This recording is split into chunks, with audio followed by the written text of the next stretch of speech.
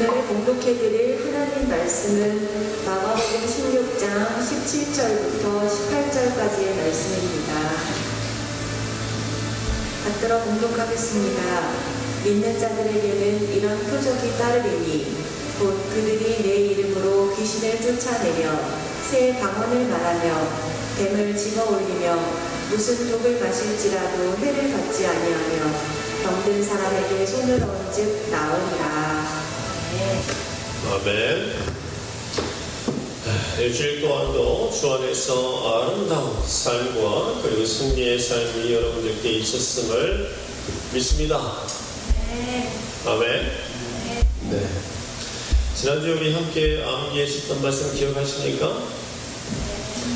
여호와는 나의 힘과 나의 방패이시니 내가 그를 의지하여 내 마음이 그를 의지하여 도움을 얻었도다. 시편 28편 7절 말씀이었죠. 우리 함께 암기하고 시작하겠습니다. 시작. 여호와는 나의 힘과 나의 방패이시니 내 마음이 그를 의지하여 도움을 얻었도다. 네, 28절이었어요. 28편 7절 말씀. 네. 자, 오늘 말씀은 조금 길긴 한데 사실 여러분들이 너무나 잘하는 말씀들이어서 외우기는 그리 어렵지 않을 것 같습니다. 그리고 이 말씀은 제가 강력하게 추천을 드리는데 외워두세요. 이거는 한번 외워두면 여러분이 앞으로 삶을 살아가면서 어떤 도전을 받든지 그리고 어떤 사역을 하게 되든지 집안에서 누구에게 가족들에게 어린아이들에게 손을 올려놓고 기도할 때든지 항상 도움이 됩니다. 이거는 여러분들 영적 싸움을 하는 데나 또는 하나님의 사역을 이루시는 데 있어서 무기가 됩니다. 반드시 외워두세요. 달달달달 거리게 외워두세요. 이거는 구구단처럼 외워두셔야 됩니다. 자, 함께 한번 읽어보겠습니다. 시작.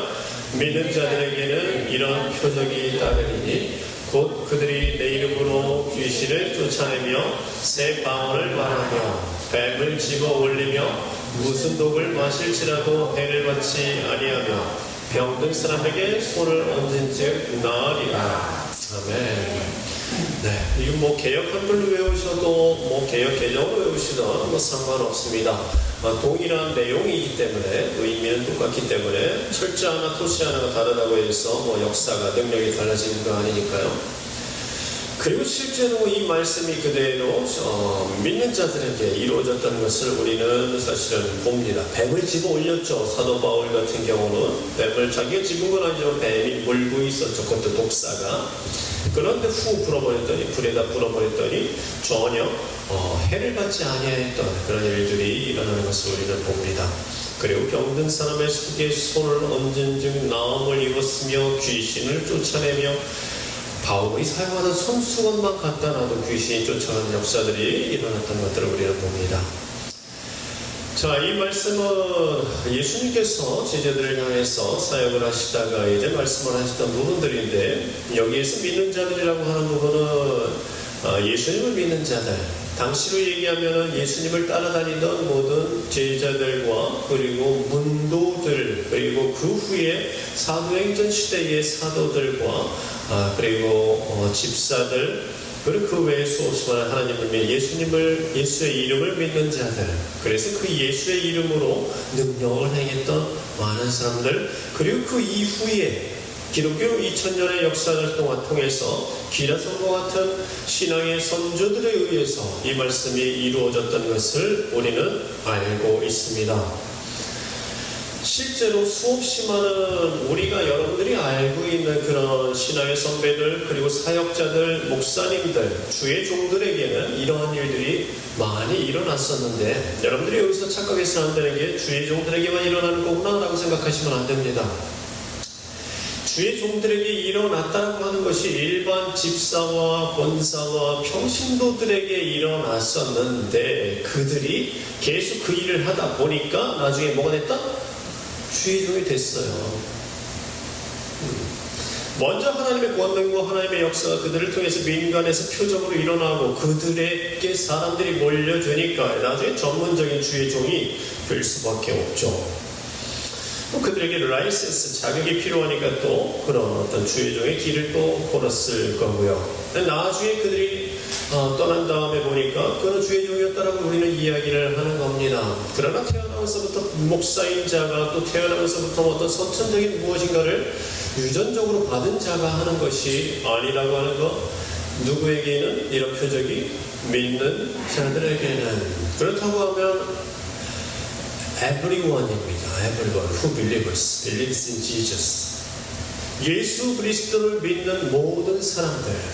그렇다고 한다면 이 시대에 남녀노소 가리지 아니하고 정도 차이가 다를 뿐이지 누구나가 그 씨앗을 갖고 있다 라고 저는 말씀드리고 싶습니다.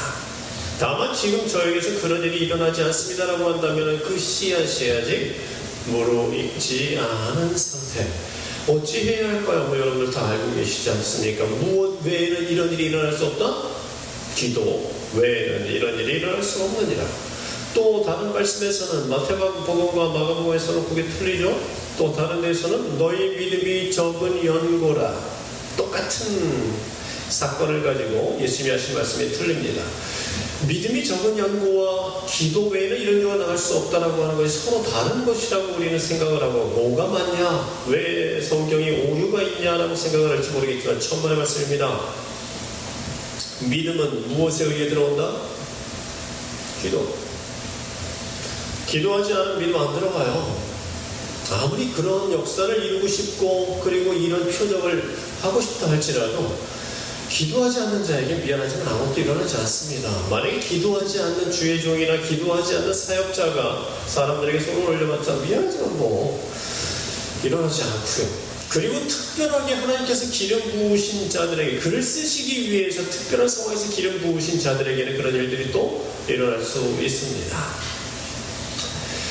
그렇다고 한다면은 여러분들이 요즘 나름대로 이런저런 이 부분, 이런 부분들에 대해서 나름대로 이런저런 떠도는 그런 유언비어와 같은 각각의 제각각의 해석들이 있는데 그런 것들에 여러분들이 휘말릴 필요가 없습니다.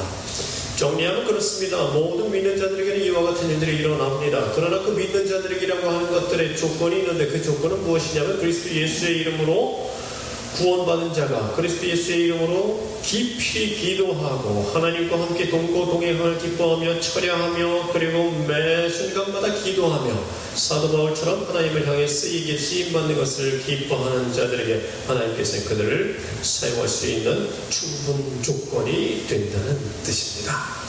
그들에게는 하나님께 사용하시기 위해서 무엇을 주신다? 믿음을 주십니다. 그 믿음이 들어오는 순간에 여러분들은 깜짝 놀랍니다. 예전에는 상상할 수도 없었던 일들이 이제는 거꾸로 이게 왜 안 돼? 라고 하는 생각이 들어요. 이게 어떻게 안 돼? 그 믿음은 마치 그런 것과 같습니다. 우리가 물건을 떨어뜨리면 땅바닥에 떨어지죠? 여러분 굳건히 믿죠? 이 사실을. 그 믿음과 똑같은 믿음이 반대로 들어옵니다.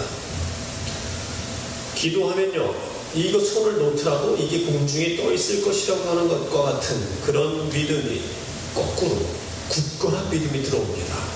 내가 손을 올려놓으면 하나님께서 역사하실 것이고 하나님께서 역사하시면 이것들은 다 끝난다라고 하는 그 믿음이, 굳건한 믿음이, 마치 병뚜껑이 땅에 떨어질 것을 믿는 믿음과 같은 굳건하고 견고한 믿음이 들어옵니다. 그 조건이 무엇이다? 기도하세요. 기독교 2000년 동안의 진리예요. 이건 열쇠 아닙니까? 성경에 다 드러나져 있는 열쇠. 그리고 그대로 살아갔던 모든 사람들에게 하나님께서는 당신의 종으로 구별하여 세우셨고요.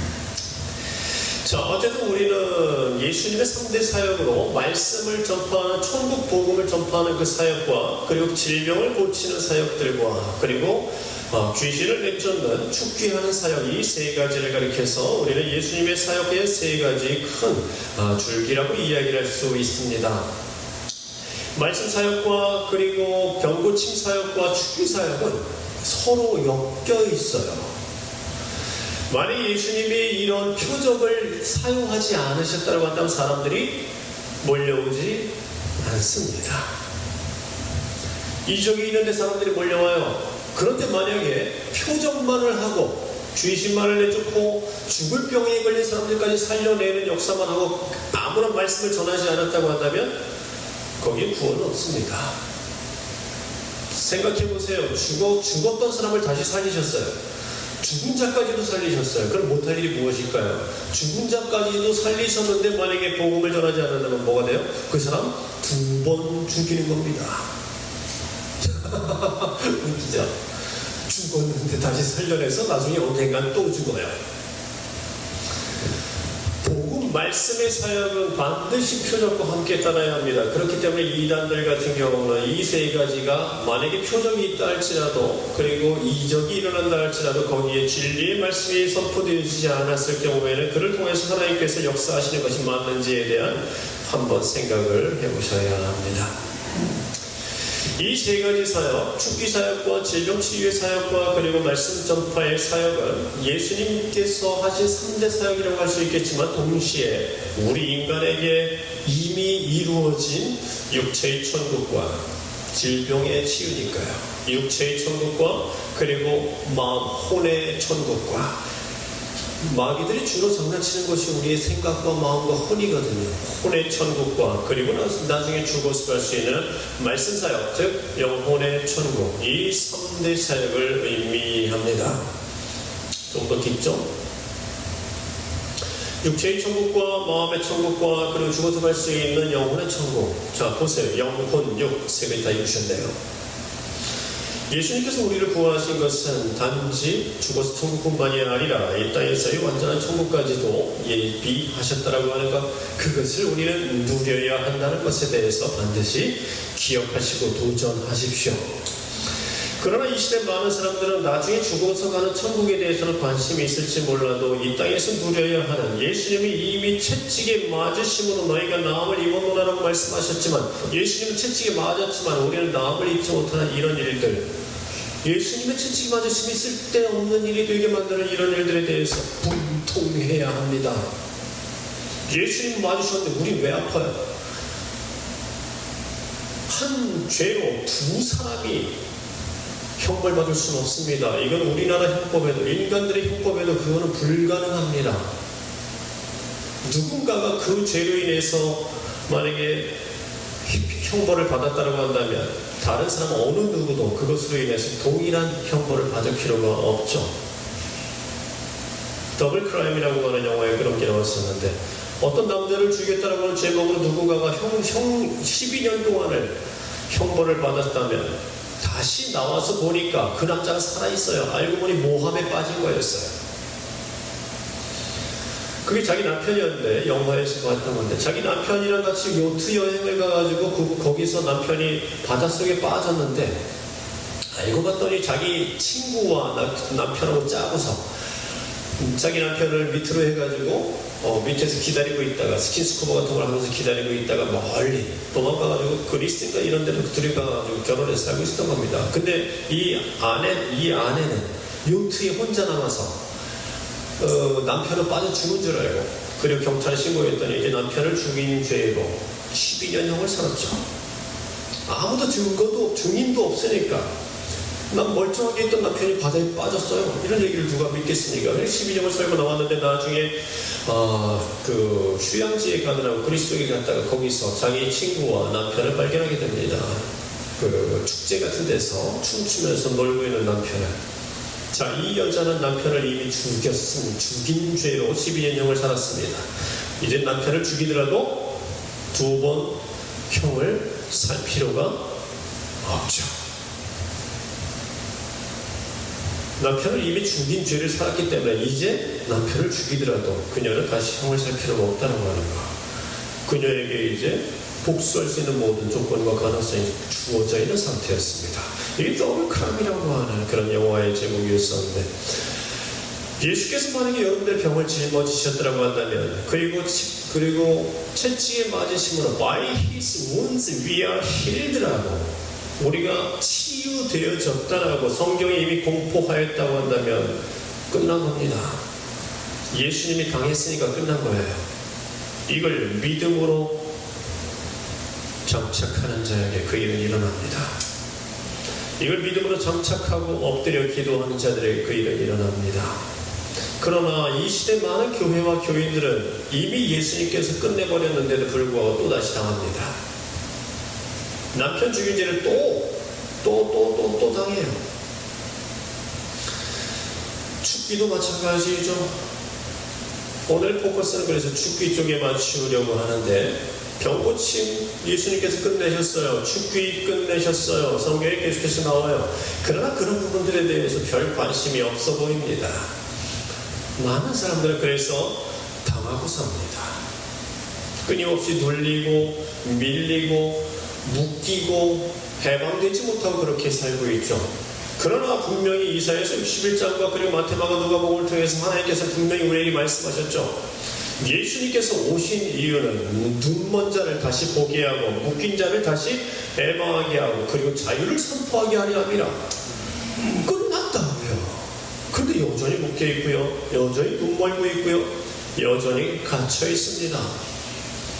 그 갇혀 있다는 건 누구에게 갇혀 있겠습니까? 악한 마귀의 세력에게. 여러 가지 방식이죠. 반드시 무슨 귀에서 이상한 게 들린다 또는 정신이 없어가지고 해롱해롱거리는 그런 쪽만 갖고 얘기하는 것이 아니라 여러분의 삶의 모든 순간에 마귀를 갖고 장난치며 묶고 그리고 결박할 수 있다는 하는 것을 기억하십시오. 그래서 일정 부분에 여러분들의 육체에서 괴로움을 주는 것들도 모든 것이 다 마귀라고 하는 것은 아니지만 또 여러분들의 관계에서도 그렇고 여러분들의 사업에서도 그렇고 일과 눈에 보이는 영역과 보이지 않는 모든 영역에서 마귀들은 활동할 수 있다고 하는 것, 물리적인 일들에서도 마귀들은 활성할 수 있다고 하는 것, 그러나 그것이 하나님의 허락하심, 허용하심 가운데 있다는 것, 결국 통치하시는 분은 하나님이시다 라고 하는 것. 거기다가 이 시대에 많은 사람들이 이런 부분에 대한 관심을 갖지 못하는 이유는 아이러니하게도 교회 때문입니다. 왜 교회 때문일까? 교회들이 이렇게 이야기하는 교회들이 있어요. 귀신을 쫓는 것은 이단이다. 귀신 쫓는 일을 해가고 병고침을 행하는 것 같은 것들은 이단이다. 이건 초대교회 시대에 끝난 일이다라고 합니다. 은사 중단론이라는 게 있어요. 지금은 은사가 중단된 시대이고 그거는 초대교회 성령의 은사는 초대교회 때나 일어났던 일이지 지금은 그런 시대가 아니기 때문에 귀신을 쫓는 교회가 있다는 것은 그 이단이라고 이야기합니다. 여러분들 어떻게 생각하세요?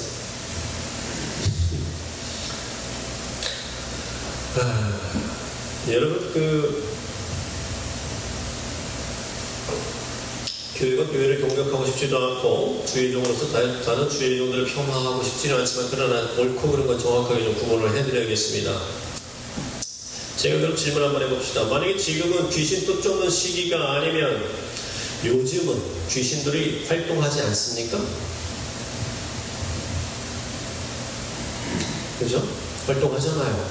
수없이 많이 아주 바글바글거리면서 그냥 앞받쳐서 활동하고 있지 않습니까? 그러면 귀신들은 활동하는데 우린 요즘 쫓아낼 수 없다고요? 이게 맞습니까? 아니면 요즘은 귀신들이 없다고 할 겁니까? 만약에 지금은 성령의 시대가 아니어서 그런 것들을 할 수 없다고 한다면 귀신들이 아무리 난리쳐도 성령께서는 일 안 하시네요. 성령의 은사 시대가 아니니까. 왜 심각한 오해에 빠져요? 왜 오셨어요? 성령님께서 예수 그리스도께서 다 승천하신 다음에 성령님이 오셔서 이제 성령의 시대인데 왜 오셨어요? 파괴력 있는 일을 하시려고 오셨잖아요. 우리를 천국으로 이끄시면서. 근데 성령이 오셔서는 귀신들이 아무리 어떤 짓을 하더라도 가만히 계신다.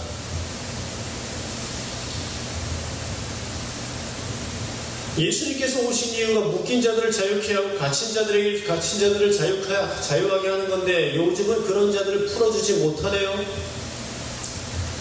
귀신들은 활동하는데 그 강력한 예수 이름의 권세로 요즘은 아무것도 못하네요. 맞습니까? 성경 다 뒤집어놔야죠. 그럼 다시 써야겠죠. 자, 그러면서 어떤 사역과 그리고 대항해서 해야 하는 싸움조차 하지 못하니까 병고침과 축기 자체를 하지 못하다 보니까 그 결과 어떻게 됐습니까? 교회가 싸우지 않은 결과 누가 교회를 장악했을까요? 그죠?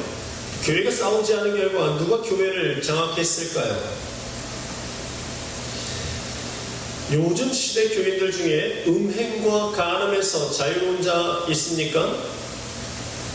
청년이든 기혼자들이든 신자들 전부 다 음행하지 않습니까? 근데 강단에서는, 교회 강단에서 외치지 않나요? 왜? 교인들이 싫어할까봐, 떠날까봐. 거기에 대해 성경은 뭐라고 합니까? 모든 사람은 혼인을 귀히 여기고 침소를 더럽히지 않게 하라. 음행하는 자들과 간음하는 자들을 하나님이 심판하시리라. 요즘 혼전순결 지키는 교회 청년들이 있어요? 음행하는 자들, 간음하는 자들 심판하신다고요? 그들에게 구원이 여전히 유효하겠습니까? 성경은 이렇게 이야기하고 있는데 우리네 강단에서는 외치지 않네요. 그 결과 전부 다 음행합니다. 요즘 시대 교인들 중에 돈을 숭배하지 않는 자 있습니까? 다들 돈을 사랑하고 돈이 없어지면 두려워 떨고 돈이 많아지면 평안해하고 기뻐하고 배 두드리면서 든든해하죠. 자, 잘 보세요. 없으면 두려워하고 있으면 위로와 평안을 얻고 많으면 문제나 위기가 생겼을 때 구원까지 하네요. 이거 완전히 신이네요. 하나님 역할이네요. 거기에 대해서 성경은 뭐라고 합니까? 돈을 사랑함이 일만하게 뿌리가 되나니 이것을 사모하는 자들이 미혹을 받아 믿음에서 떠나 많은 근심으로 자기를 찔렀다.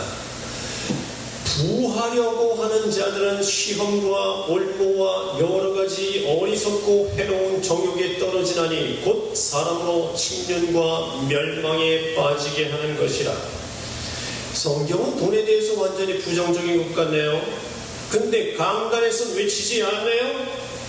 그 결과 전부 다 돈에 빠져버렸네요. 술 취함과 방탕함은 어떻습니까? 요즘 교회에서 술 취하는 것에 대해서, 술 먹지 말아야 하는 것에 대해서 외치지 않아요. 그러다 보니까 요즘 신자들 이거 전부 가볍게 여깁니다. 요즘 술 얘기하면요, 교회에서 술 얘기하면 세상을 못 따라가는 구시대 교회로 낙인 찍힙니다. 근데 성경은요, 술 취하지 말라. 이는 방탕한 것이니 성령의 충만함을 받으라. 술 취함과 방탕함과 또 그와 같은 것들을 하는 자들은 하나님의 나라를 유업으로 받을 수 없느니라. 술이 이렇게 무서운 건데 강단에서 외치지 않은 결과 전부 빠져들어 죽어갑니다. 이제는 동성애를 인정하는 교회까지 생겨나고 있지 않습니까? WCC를 인정하는 교회들까지 생겨나고 있지 않습니까? 이제는 교회가 세상과 그들의 대중적인 문화를 받아들이지 않으면, 접목시키지 않으면 그 교회는 교회들 사이에서도 찐따가 되는 그런 시대가 됐습니다. 세상 문화를 교회들이 앞다투어 자기네 교회 영역으로 집어넣고요. 이 시대 문화 누가 잡고 있는 건데요? 술 취함과 방탕함과 돈을 사랑함과 자살에 대한 충동과 섹스와 폭력과 폭행과 일확천금과 재벌에 대한 환상, 이거 다 마귀들이 주는 거 아닙니까? 마귀들이 사로잡고 있는 거 아닙니까? 근데 마귀들의 문화를 교회 안에다 받아들여요. 이제 영적인 시각으로 한번 진단해 봅시다. 교회가 성경을 그대로 외친다? 아니다. 교인들 떠날까봐 못 외친다. 성경이 세상에 대해서 부정적인 시각을 갖고 있으니 교회도 세상에 대해서 부정적인 시각을 갖고 있다? 아니다. 교회는 세상과 친화적이다. 교회가 귀신을 대적한다? 아니다. 대적하면 이단된다. 잘 보십시오. 이제 여러분들의 영적인 시각을 열어서 잘 보십시오. 외치지 않은 결과 그들이 우리 교회 떠나갈까봐, 그들이 떠나가면, 유력한 자들이 떠나가면 우리 교회 헌금이 덜 들어올까봐, 떠나갈까봐 외치지 않은 결과, 그리고 세상과 친해진 사람들을 끌어들이고 세상적인 문화와 친해지고 그들을 데려온 결과, 그리고 마귀들과 싸우지 않은 결과, 교회는 누가 장악하고 있다?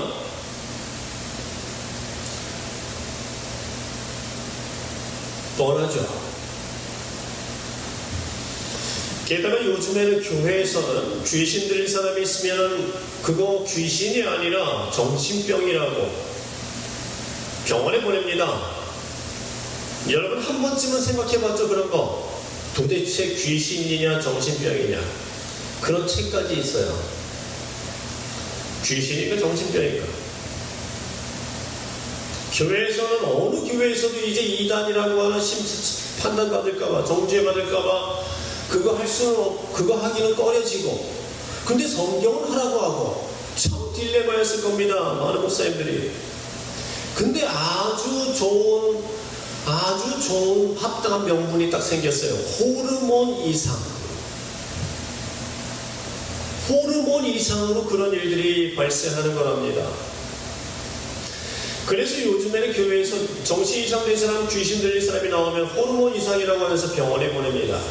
근데 신기한 건요, 정신병원 가가지고 치료받고 약 먹으면 아주 조용해져요. 조용해져요. 진짜 신기하죠? 머리 풀어헤치고 봉두나발로 막 벽에 피치를 하고 다니는 사람들을 묶어다가 정신병원에 보내가지고 약을 한번 딱 먹였더니 조용해져요. 신기하죠? 그러자 그럽니다. 그것 봐, 호르몬 이상이 맞잖아. 정말 답답합니다. 요즘 귀신들은 무슨 메스나 칼로, 약으로 꺼지기라도 하나 보죠? 그럼 이런 질문 들어오죠. 목사님, 정신병도 있지 않습니까? 이런 질문 생기죠. 당연합니다. 정신병 있습니다. 그럼 이제 우리 종집을 찍어야죠. 정신병도 인정하고 귀신도 있다라고 한다면, 그럼 어떤 건 귀신이고 어떤 건 정신병입니까? 오늘 이 설교 들으신 분들 잘 오셨습니다. 반드시 기억하시고 항상 이 말씀을 지침으로 삼으실 수 있기 바랍니다. 이제 드린 말씀 잘 들어보세요. 약 3년 전쯤에 제 대학교 동기 하나가 외국 유학 갔다 와서 대학에서 아이들 가르치고 있는 동기를 하나를 만나서 여의도에서 담소를 나눈 적이 있었습니다. 이런저런 이야기를 하다가 그 친구가 가르치던 대학생이 있는데 그 대학생에 관해서 이야기를 나누게 됐습니다. 그 제자 아이는 머릿속에서 자꾸 사람의 소리가 들려요. 그러면서 그 사람이 시키는 대로 이상한 행동을 하는 그런 친구였습니다. 그 시키는 대로 안 하면 되잖아요 라고 생각할 수 있을지 모르겠지만, 그 목소리가 주로 이 청년이 순종할 만한 권위를 가진 아버지, 교수님, 또 성가대 지휘자, 큰 교회에 자기가 다니고 있던 당시 큰 교회의 담임 목사, 이런 사람들의 목소리입니다. 머릿속에서 들리는 그 소리가 실제로 그들의 목소리와 완전히 똑같아요. 그래서 그 아이는 처음에는 몇 번 반항도 하고 부정도 해봤는데 너무 힘든 일이 벌어지니까 나중에는 그저 시키는 대로 순종하다 보니까 머릿속에서 하라고 하면 강물에도 뛰어들고요, 달리는 차에도 뛰어들고요, 그리고 집에다 불을 지르기도 했습니다. 그 친구를 데리고 병원에 갔더니 호르몬 이상이라고 하는 처방을 합니다. 자, 약을 먹으니까 조용해졌죠? 조용해졌는데 아주 백치 수준이 됩니다. 백치 수준이 돼요. 사리 판단 분별 못하고 말 제대로 못하고 가만히 한 곳만 응시하고 있는 상태. 그러면서 제 친구는 저에게 물었습니다. 귀신 들린 것과 정신병을 어떻게 구분할 수 있는 거냐고.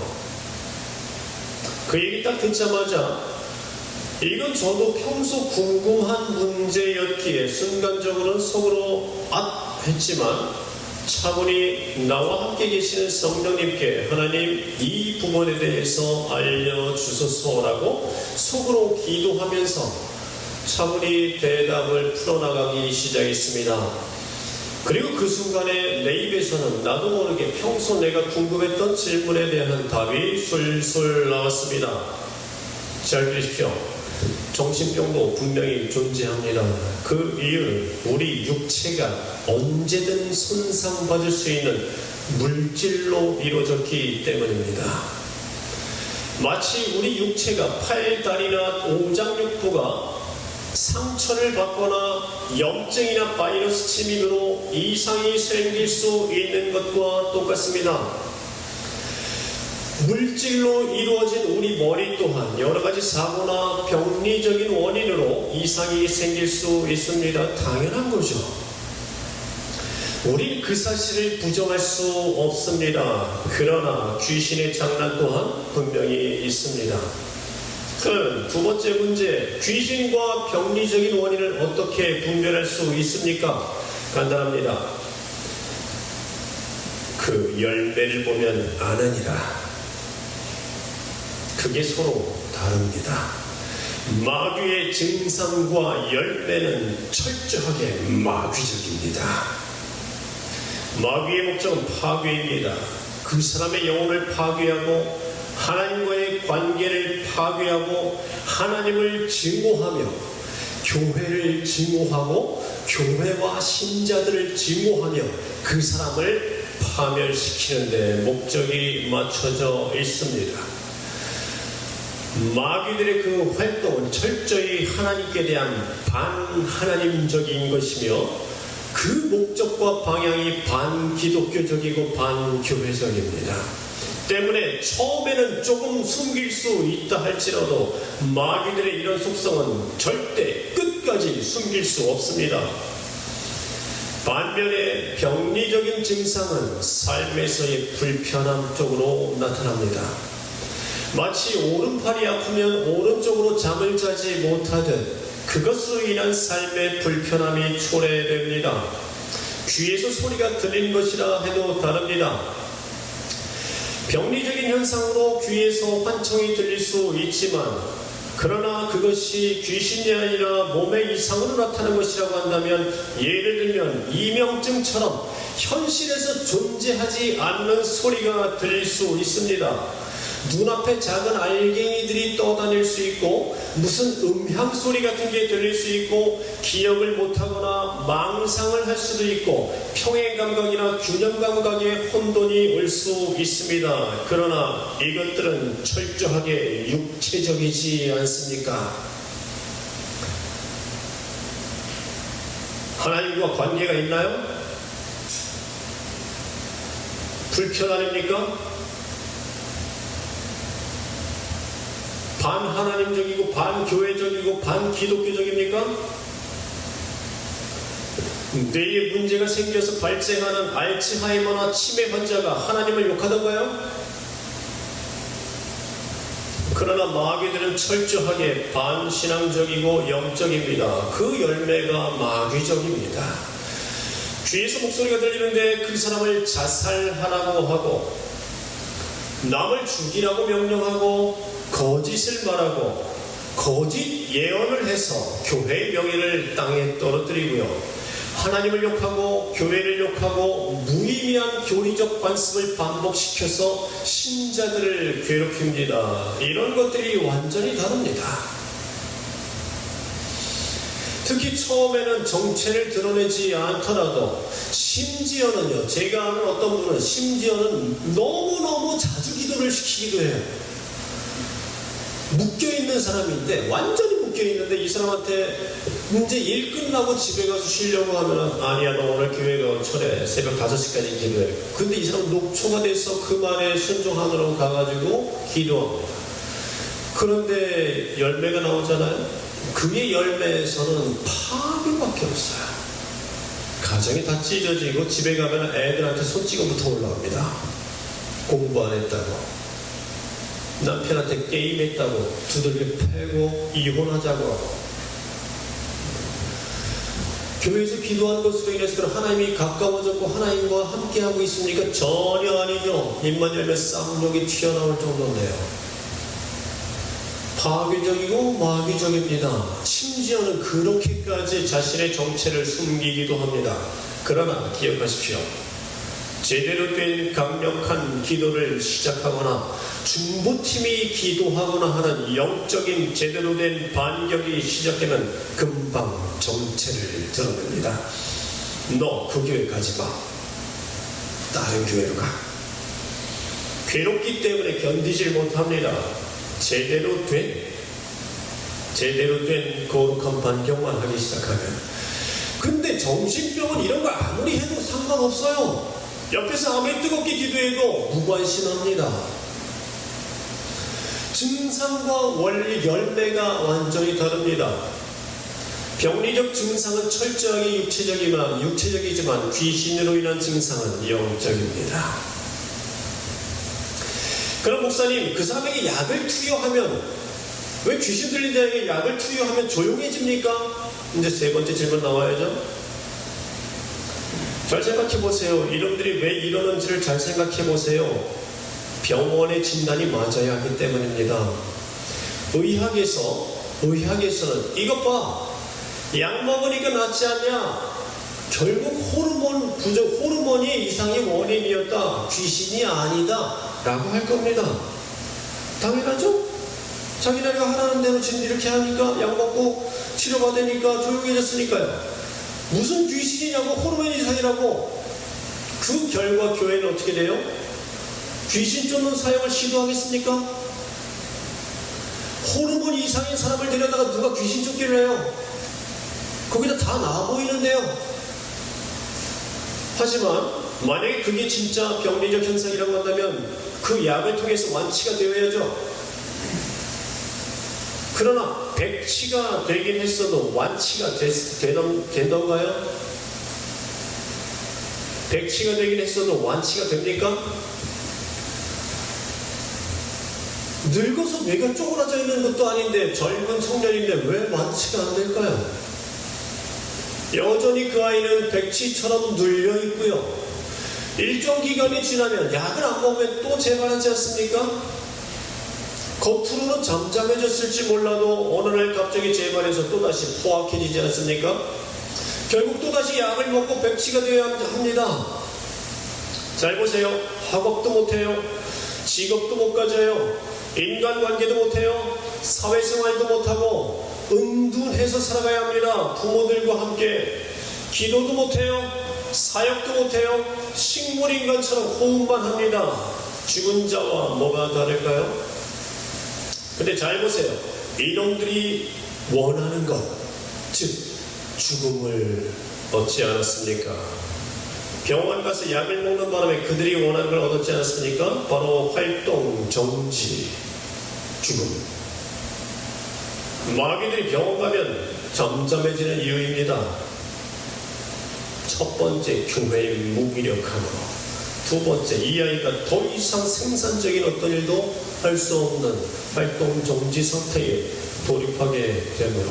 만약에 병원 갔는데 병원에서 아무리 약을 먹어도 마귀들이 계속해서 날뛰면 어떻게 할까요? 그 다음에는 주의 사자들이 들어갈 거 아닙니까? 맞잖아요. 마귀들이 바보예요? 거기서 꺾어야 돼요. 지들끼리 짜고 치더라도. 거기서까지 계속해서 나는 난리 법석을 치면 그 다음에 야 병원 문제가 아니네라고 할 거 아닙니까? 병원에서 할 수 있는 게 아니네, 영적인 존재들이네 라고 하면서 그 다음에 교회로 주의 사자들이 달려들어갈 거 아닙니까? 얘들이 바보예요? 그런 일을 하게. 사랑하는 성도 여러분, 싸우십시오. 교회들마다 70년대 80년대처럼 물론 무리도 일어나요. 그렇게 하다 보면 이런저런 사건 사고도 일어날 수 있습니다. 그러나 싸우셔야 합니다. 그게 대의예요. 사건 사고가 일어나지 않도록 보호하면서 무지한 자들, 무례한 자들이 함부로 손대지 못하도록 보호하면서, 영적인 각성이 있는 자들이, 주의 종들이 보호하면서 성령의 역사가 계속해서 일어나야 합니다. 이 시대는 성령의 역사가 중단된 시대가 아니며 하나님께서 살아계신 하나님께서는 지금도 우리에게 성령을 주셔서 능력과 이적과 치유와 회복을 일으키십니다.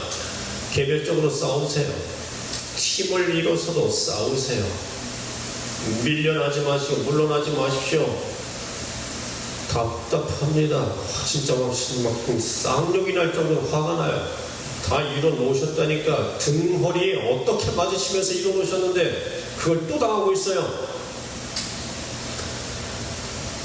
지금이 만약 은사중난론의 시기라면 장차 일어날 계시록에 나오는 하늘에서 불을 내리는 두 증인의 이적조차 일어날 수 없습니다. 사랑하는 여러분, 믿음의 반석 위에 굳게 서서 거룩하신 주 예수의 이름으로 그 이름의 권세와 능력으로 장검을 빼들고 진군하십시오. 우리는 뒤로 물러가 멸망에 빠질 자가 아니요 오직 전진하여 영혼을 구원하는 자입니다. 사흘 금식하고 다시 치고 들어가세요. 그래도 안 무너졌다. 이번에는 5일 금식하고 다시 치고 들어가세요. 그래도 안 무너졌다. 이번에 12시간 금식하면서 10일 동안 금식하고 다시 치고 들어가세요. 3차, 4차 계속해서 전진해서 결국 거기를 사로잡고 있던 악한 영의 세력들을 초토화시켜버린 겁니다. 그 결과 여러분들에게는 놀라운 영성과 강력한 영성의 근육이 생겨나는 거 아닙니까? 그렇게 키워진 자, 여러분들과 같은 자가 3명만 모이더라도 3명이 걸어가는 그곳에 역사가 안 일어나겠습니까? 3명이 걸어가고 뒤에 2명이 따라가서 5명이 함께 걸어가는 그 기독교의 강력한 하나님의 거룩하신 군사들의 편대 비행에 맞설 자가 누가 있겠습니까? 물러서지 마세요, 제발. 우리 하나님께서 기뻐하시지 않습니까? 그거 안에서 이제까지 식어버렸잖아요. 우리는 싸움을 위해 부르심 받은 자들이요. 언제까지 그렇게 손 놓고 앉아서 계속 잡혀 먹히는 자들을 보고 있을 겁니까? 어둠 가운데 있는 사랑하는 형제들과 자매들을 위해, 묶인 자들을 위해 일어섭시다. 오랜 기도라고 지치지 마세요. 오래 기다렸다고 지치지 마세요. 고지가 바로 앞에 있습니다. 이제 그 끝이 보입니다. 여러분의 그 싸움은 여러분 개인에게는, 그들 개인에게는 구원과 회복이요, 하나님께는 살아계심을 증명하는 영광이며, 그리고 주의 나라를 확정하는 일이 되며, 여러분들께는 주의 군사로 훈련돼서 다시 태어나는 강력한 하나님의 연단입니다. 이건 특별한 자들에게만 주어지는 능력이 아닙니다. 믿는 모든 자들에게는 이런 능력이 따르는 바로 예수 이름의 권세와 능력입니다. 기라성 같은 신앙의 선조들이 이뤄낸 그 승리의 간증이 기독교 2000년의 역사 속에 동처에 널려 있습니다. 일어나 싸웁시다. 어린 나이에 200가지 찬송을 주신 하나님, 어린아이의 입을 통해서도 승리케 하시나이다. 아멘. 그들에 대한 판결은 이미 태초 이전부터 이루어졌다는 것 기억하십시오. 그들의 왕들과 그들의 귀족들을 철창으로 이미 심판하셨다라고 하는 기록이 되어져 있다는 사실을 기억하십시오. 이미 끝난 것 같다가 선포하고 선고하는 겁니다. 이 믿음을 갖기만 하면 됩니다. 우리 예그림교의 모든 성도들은, 또 집에서 이 설교와 이 말씀을 대하는 모든 성도들은 동일한 감동과 동일한 도전으로 이제 일주일 동안을 살아가며 자기 자신을 다시 일으키며 하나님 앞에서 굳세고 용감한 전진하는 하나님의 용사로 다시 태어나시기 주의 이름으로 축원드립니다. 아멘. 우리 함께 기도하겠습니다.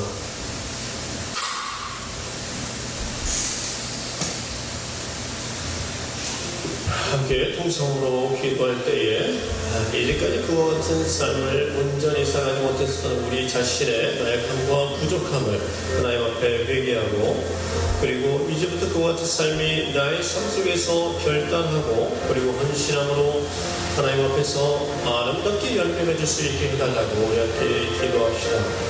분명히 말씀을 통해서 말씀하신 그 말씀이 내 삶 가운데서 이루어질 수 있다고 하는 굳건한 견고한 확신과 믿음을 가지고 기도하시기 바랍니다. 바로 여러분입니다. 바로 여러분이에요. 나는 아닐 거야 라고 한 생각 갖지 마세요. 그런 자들을 마귀들이 노리지 않습니까? 하나님의 거룩하신 성령님의 거룩하신 능력은 누구도 예외가 없습니다. 하나님의 은혜 가운데 거하십시오. 우리 함께 통성으로 기도하겠습니다.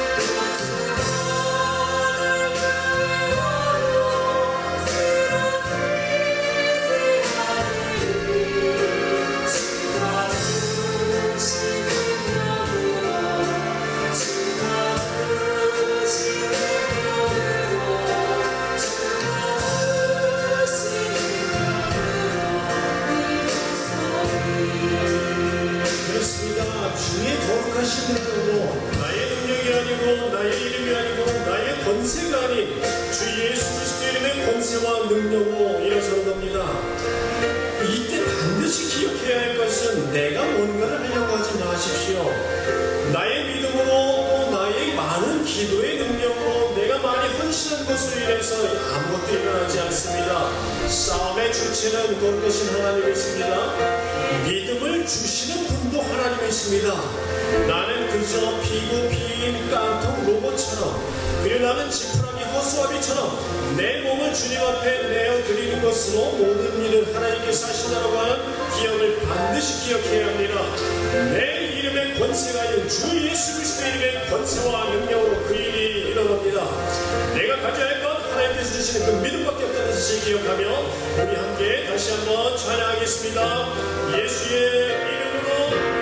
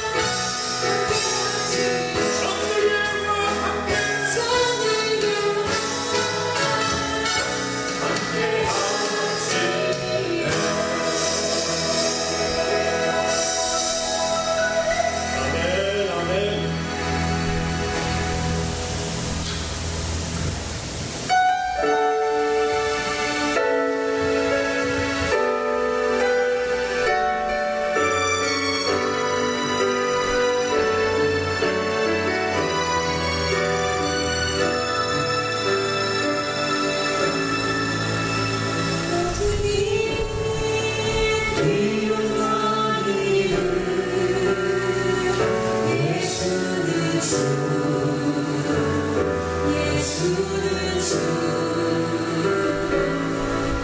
모든 무릎 꿇고 경배를 드리세 예수는 나의 주님 다시 한번 모든 이름 위에 뛰어난 이름 예수는 주 예수는 주 모든 무릎 꿇고 경배를 드리세 예수는 나의 다시 한번 모든 이름 위에 모든 이름 위에 뛰어난 이름 아멘 예수는 주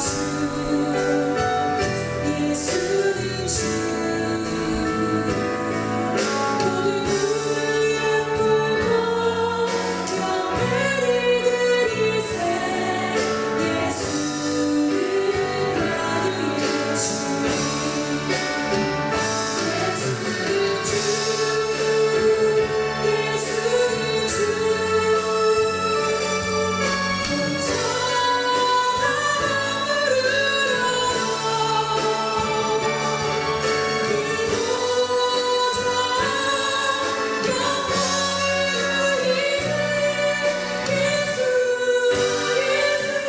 주